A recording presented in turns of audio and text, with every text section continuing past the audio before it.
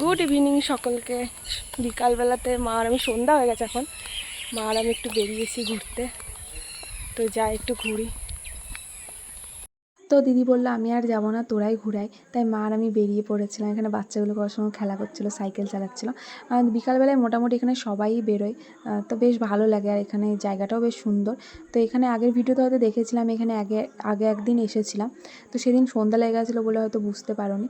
তো আজকে দেখো বাচ্চারা খেলা করছিলো এখানে, ছুটে ছুটে বেড়াচ্ছিলো। তো এই জায়গাটা বেশ সুন্দর। আমরা চললাম বাড়ি, চলে এসেছি কাছাকাছি। আর এই দেখো স্বস্তিক ঝাঁটার কাঠি নিয়ে, আর এ হলো অনুষ্ঠা। আর স্বস্তিক ঝাঁটার কাঠি নিয়ে খেলা করছে এখন,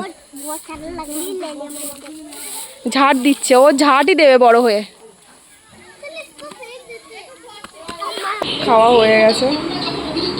তো এখানে একটা দিদির কোয়ার্টারে এসেছিলাম। এই দিদিটা আমাদের ওখানেই বাড়ি, তো দিদিদের সাথে থাকে ওখানেই। তো তার জন্য এসেছিলাম এদের বাড়ি ঘুরতে। তো এটা হচ্ছে অনুষ্ঠা, এটা হচ্ছে ওই দিদিটার মেয়ে। তো এখানে অনেক কিছু খাবার দাবার দিয়েছিল, তা তো খেতে পারছিলাম না, তাই দিদি এখানে কমিয়ে দিচ্ছিল। তারপর মোমোও দিয়েছিল, এটা চিকেন মোমো ছিল। তো এখানে স্বস্তি ভাগাভাগি করছিল ওদের পাঁপড়গুলো, ও আর অনুষ্ঠা মিলে, বাচ্চা ছেলেরা যেটা করে। তো এখানে আমাকেও দিয়ে দিয়েছিল। তো স্বস্তি এখানে রেগে যাচ্ছিলো আর আমি ওকে রাগাচ্ছিলাম। আর এখানে সবাই গল্প করতে ব্যস্ত।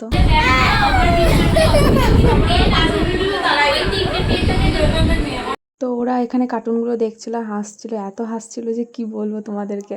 তো এই দেখো আমরা ওখানে অনেকক্ষণ ওয়েট করেছিলাম। তো বৃষ্টি শুরু হয়ে গেছিলো, কিন্তু অনেকটা রাত হয়ে গেছিলো, বাড়িতে আসতে হবে, তাই বাড়ি চলে এলাম ছাতা নিয়ে। স্বস্তিক, ওটা কে?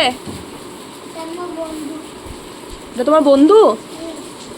তো এগুলো ক্যান্টিন থেকে কিনে নিয়ে এসেছিলাম, যার মধ্যে স্বস্তি এখন খুঁজে বেড়াচ্ছে যে ওর মনের মতন কিছু জিনিস পাওয়া যায়। তো পেয়েও গেছে।